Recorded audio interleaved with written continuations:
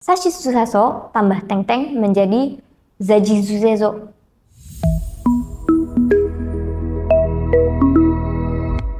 Minasan, konnichiwa. O genki desu ka? Nah, di video kali ini kita akan pelajari tentang aturan-aturan khusus untuk hiragana. Nah, seperti yang aku bilang di video kemarin, kita akan mulai belajar tentang aturan-aturan khusus hiragana nih minasan. Kan kemarin kita sudah belajar tentang hiragana dasar, fungsinya, dan cara pemakaiannya, dan juga cara penulisannya ya minasan. Nah, di video kali ini kita akan mulai belajar tentang dakwon, handakwon, yon, sokwon, dan chong. Gimana nih minasan? Sudah siap belajar belum? Hai, jiugyo hajimemashou.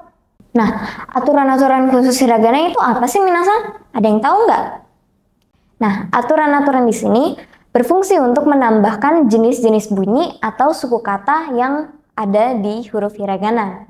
Jadi contohnya, misal kata des. Nah, yang di video kemarin kan nggak ada barisan huruf dadidude itu kan? Jadi huruf D itu dari mana tuh? Nah, di video kali ini kita akan mempelajari cara untuk menambahkan jenis-jenis bunyi tersebut. Yang pertama, kita langsung aja mulai ke dakwon. Dakwon itu apa sih? Dakwon adalah aturan khusus hiragana yang berfungsi untuk menekankan sebuah bunyi. Nah, dakwon ini dilambangkan dengan tanda baca teng-teng atau dakteng. Tapi hiragana dakwon itu nggak di semua huruf ada ya minasan. Huruf-huruf yang bisa ditambahkan teng-teng atau dakteng itu hanya huruf-huruf di barisan ka, sa, ta, dan ha. Jadi ada 4 barisan yang bisa dipakaikan tanda baca teng-teng. Nah, yang pertama, untuk barisan ka, jika ditambahkan teng-teng akan berbunyi G. Jadi, ka jika ditambahkan teng-teng menjadi ga. Selanjutnya, sama dengan ka, ki jika ditambah teng-teng menjadi gi. Bisa ya minasan? Kira-kira jika ke ditambahkan teng-teng, bunyinya jadi? Ya, betul, G. Jadi, ayo kita rangkum. Kalau kakiku keko ditambah teng-teng akan berbunyi gagigu gego. Bisa ya minasan? Mengerti?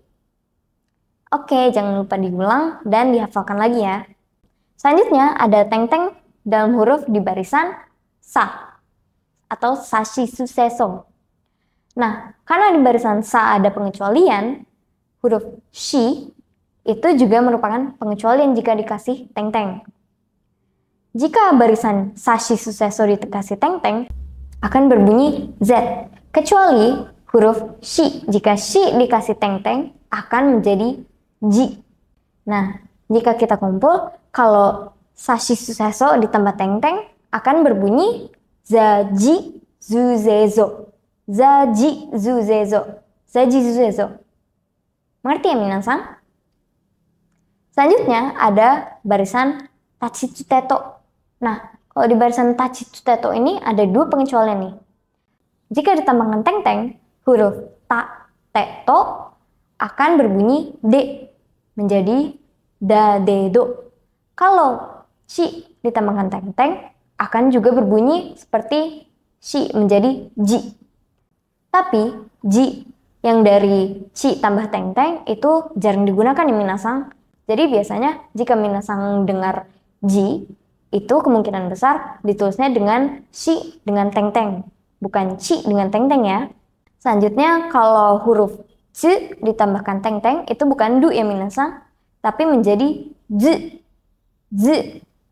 Bukan zu, tapi z dengan lebih penekanan gitu. Jadi dzu. Z. Bisa ya minasan? Jadi barisan tachitsuteto jika ditambahkan teng-teng akan berbunyi da, ji, z, de, do. Da, ji, z, de, do. Da, ji, du, de, do. Da, ji, z, de, do. Bisa ya minasan? Nah, yang terakhir ada hahifu heho. Nah, walaupun hahifu heho ada pengecualiannya juga, yaitu huruf fu, tapi jika hahifu heho ditambahkan teng-teng, semuanya akan berbunyi B. Jadi, babi bu bebo. Bu ditambahkan teng-teng tidak berubah ya minasang. Jadi tetap babi bu bebo. Bu tambah teng-teng tetap bu. Ngerti? Nah, setelah dakwon, kita ada handakwon.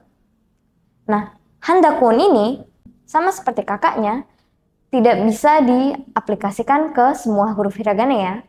Nah, handakwon ini dilambangkan dengan tanda baca maru atau lingkaran kecil di atas kanan. Nah, satu-satunya barisan yang hanya bisa ditambahkan maru adalah barisan hahifu heho. Sama dengan babi bu bebo, fu itu juga tidak punya perubahan, walaupun fu merupakan pengecualian. Jadi, hahifu heho ditambahkan maru akan berbunyi P, yang menjadi papipu pepo. Papipu pepo tanpa pengecualian. Papipu pepo. Hafal ya minasang? Oke. Setelah kita belajar tentang dakwon dan handakwon, kita siap untuk belajar aturan khusus lainnya yang merupakan yoon. Yoon itu artinya apa tuh minasang? Nah, yoon merupakan aturan untuk menambahkan ya yu yo kecil, jadi ya kecil, yu kecil, yo kecil ke setelah huruf-huruf yang ada di deretan i. Jadi ki, shi, chi, ni dan seterusnya yang jika huruf itu ditambahkan ya kecil menghapus huruf i-nya dan menjadi huruf lain nih minasang. Nah, contohnya jika huruf ki ditambah ya kecil akan berbunyi kya. Kya. I-nya dihilangin jadi kya. Ka tambah ya jadi kya. Itu ya minasang, sama dengan yu dan yo. Jika ditambahkan yu dan yo kecil akan berbunyi q dan cho. Bisa ya minasang? Nah, dari contoh itu kira-kira kalau ni ditambahkan ya yu yo kecil itu bagaimana minasang? Ada yang tahu nggak? Ya, betul. Akan berbunyi nya, nyu, nyo. Betul sekali. Nah, ada juga pengecualian nih minasang. Nah, dari tadi kan kita juga mempelajari dakwon dan handakwon. Itu juga bisa ditambahkan ya, yu, yo kecil ya. Tapi untuk ini kan huruf shi, huruf ji, huruf ci, dan huruf ji lagi.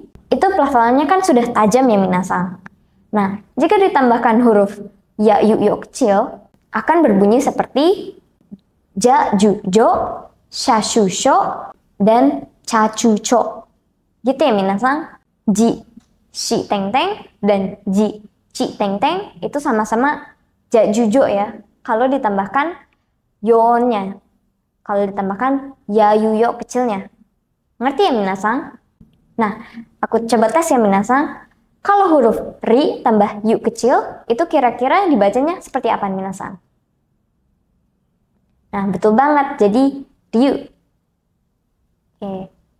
Nah, selanjutnya kita akan belajar tentang sokwon atau cu kecil. Setelah kita belajar tentang ya, yu, yo kecil, kita akan belajar tentang cu kecil. Tapi cu kecil itu berfungsi beda ya dengan ya, yu, yo kecil itu. Nah, jika huruf cu kecil ditambahkan dengan huruf yang bukan huruf vokal seperti kakiku keko, sashitsuseso, tachitsuseto, itu akan menekankan huruf setelahnya. Seperti kata tate, tate. Nah, T-nya itu kan ditekankan menjadi tate. Itu karena penulisannya itu ta, cu kecil, dan T. Gitu ya minasang? Tate.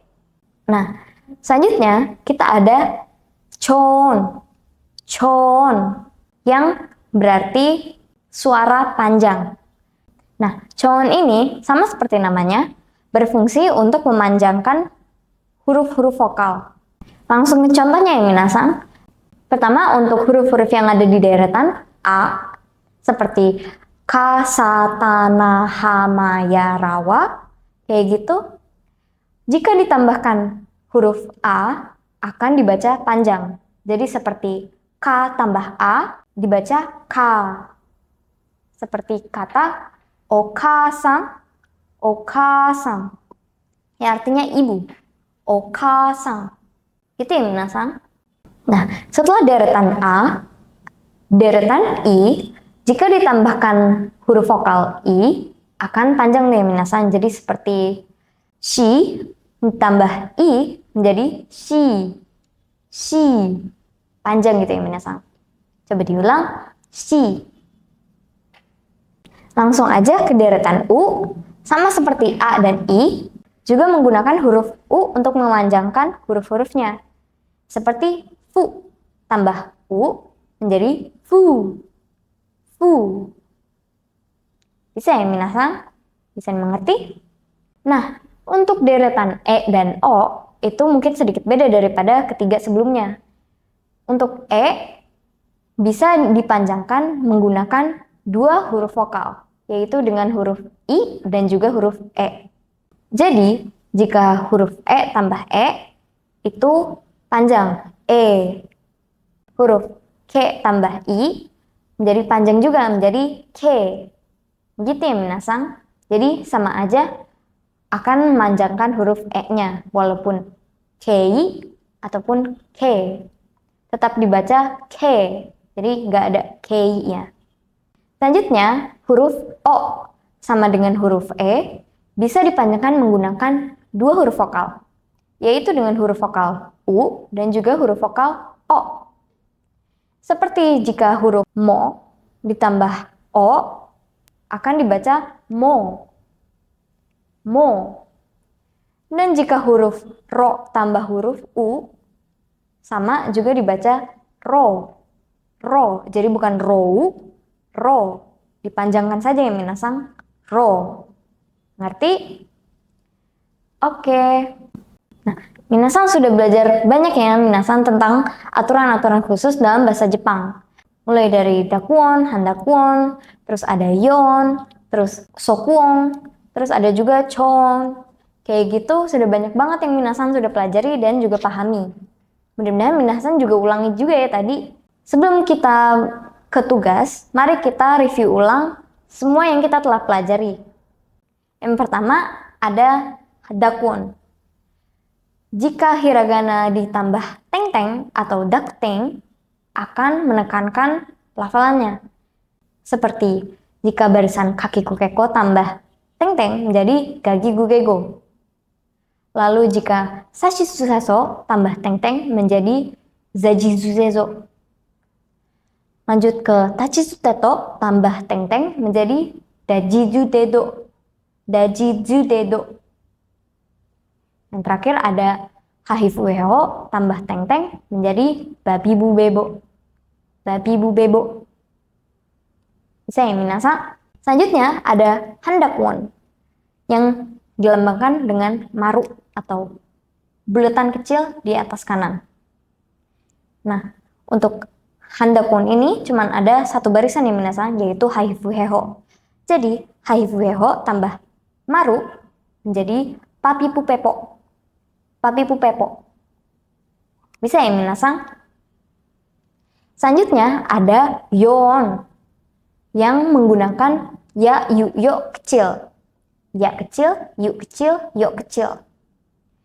Dengan huruf-huruf deretan I. Seperti kya kyu kyo, ki tambah ya kecil, ki tambah yu kecil, dan ki tambah yo kecil menjadi kya kyu kyo. Gitu ya minasan. Selanjutnya ada sokwon yang menggunakan huruf cu kecil. Nah, huruf cu kecil ini berfungsi untuk menebalkan konsonan yang ada dalam suku kata di huruf-huruf Jepang nih minasan. Seperti kata tate, tate yang urutan tulisannya itu ta cu kecil t menjadi tate. Tate. T-nya T menjadi tebal, jadi double T. Tate. Gitu ya minasan? Sudah ngerti? Kalau kate itu juga sama. T-nya itu ditebalkan jadi kate. Sama dengan huruf-huruf lainnya ya minasan, nggak cuman barisan T, juga ada barisan-barisan lainnya yang mempunyai konsonan di suku katanya. Jadi huruf-huruf vokal tidak bisa. A, I, W, O tidak bisa. Nah, selanjutnya ada chon. atau suara panjang.